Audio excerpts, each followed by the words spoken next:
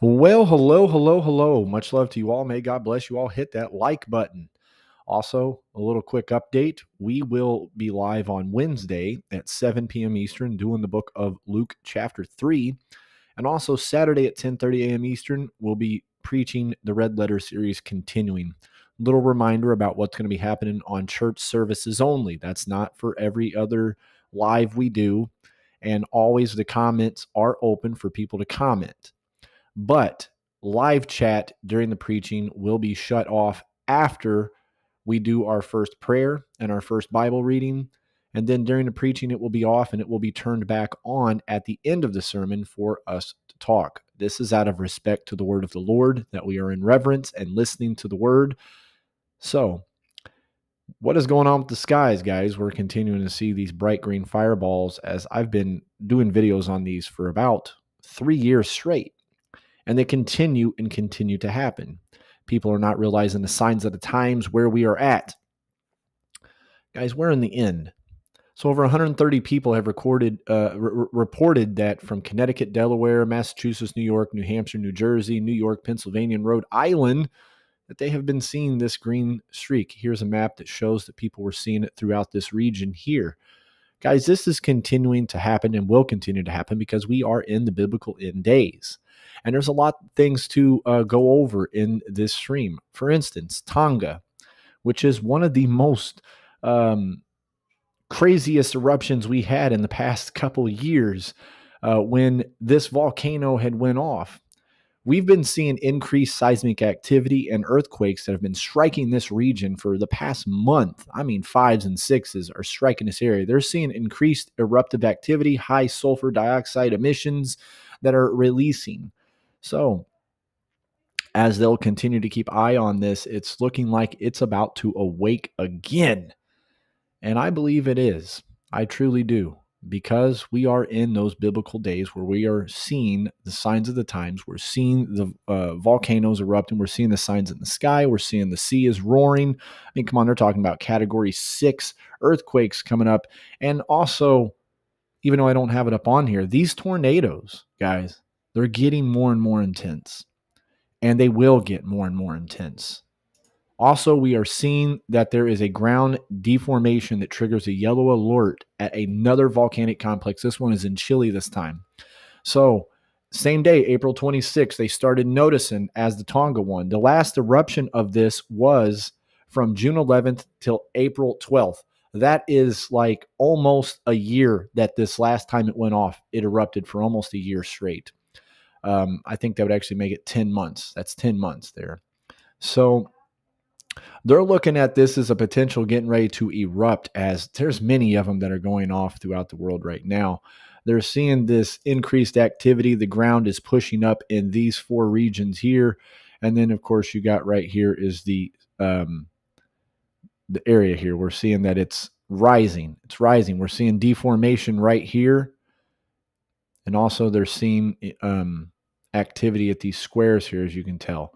So we're going to continue with the news here. I've talked about this before. We've talked a lot about what the WHO is getting ready to do. We are a month away from the pandemic agreement where they will basically take over. They will take over with any future pandemics, and all control will be in the WHO's hands. So I have many videos we've talked about this. It says the global governance body will resume its meetings on Monday to revise the WHO pandemic agreement. The Intergovernmental Negotiating Body, the INB, established to draft the agreement text in December of 2021, will hold its 9th meeting April 29th to May 10th. That provides just over 2 weeks before the 77th World Health Assembly meets at May 27th to June 1st in Geneva, Switzerland, which a lot of things take place there. A lot of things that never tend to be really for the benefit of the world. It always tends to be benefit of them and the evil proposals. So this proposal for the WHO pandemic agreement, amended on April 22nd, would redistribute wealth and protective equipment away from the U.S., establish a global governing board with little accountability to U.S. citizens, and and critics say water down U.S. sovereignty over how it responds to future pandemics. They're talking about the whole of government and the whole of society approaches to pandemics, including private sectors and civil society. This all goes back to C-19 when a lot of things had taken place. And they're also talking about those masks and those, I'm not going to say it, but these mandates. So, guys, this is huge, and we need to keep our eyes on it. I'm not going to read everything in this, but it says this includes adopting the controversial One Health approach, which attempts to balance the health of people, animals, and the ecosystem as though all were equally valuable. Also, I'd like to add, we've done a stream where we talked about it. We've talked about the World Economic Forum, how they've had this global reset and this global how we can make the earth more green, and all of this stuff ties together. I've done a video that also talks about the green Sabbath law that they're trying to pass. Also, you go a couple years back when they broke those green tablets of their commandments they made about the green earth. Now, it says the nations have the right to adopt legislation only in accordance with the Charter of the United Nations, the WHO Constitution, and the principles of the international law and their sovereign rights over their biological resources. They also may not take reservations incompatible with the object and purpose of the WHO pandemic agreement as determined by the WHO. So the text makes the WHO pandemic arrangement easy to get into but hard to leave. That is a key word I would like to put up there. So, like I said, I'm not going to read over much of this, but of course, what is the latest thing they've been talking about? Disease X. Also, I agree with this because with what's happening at the colleges as of late and the escalation that has been taking place in the colleges these past week and a half, and of course, if you read Matthew 24, nation against nation is ethnos, which is where we get the word ethnicity in English. It talks about in the Bible there will be nation against nation. That is race against race. And we are seeing race wars happening and increasing and continuing. And also we're seeing that this is also always being linked back to Christianity somehow in some way, shape, or form. So there's this Christian persecution watchdog that's been monitoring hostility to faith and freedom abroad and is warning that Americans could soon see persecution taking place. I already think we are slowly seeing it to an aspect that is not as large as Nigeria, of course, where Nigerian Christians are killed on a daily as we're speaking right now.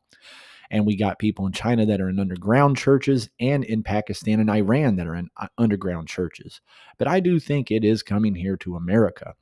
And we have been starting to see it where we've also, for one of the first times, a street preacher was arrested last year during pride parades. And also we're starting to see people just taking trailers of Bibles and burning them out front of churches. And we've been seeing a big increase in the past 4 years of shootings happening at churches here in America. So guys, I would not be shocked if we start seeing persecution definitely hitting this area around us. So guys, keep your eyes on the prize. Jesus Christ popping up on the screen now is going to be the Bible reading today as we're on day 18 of, I know I took a few day break from it, but we're on day 18. Tomorrow is going to be a long one. It's going to be Psalm 19, 69, and 119. But get in there and listen to it. It's only about 22 minutes long. I love you guys. Keep your heads up. You fight from victory, not from defeat. And that is thanks to the blood of Jesus Christ, the only thing that cleanses us.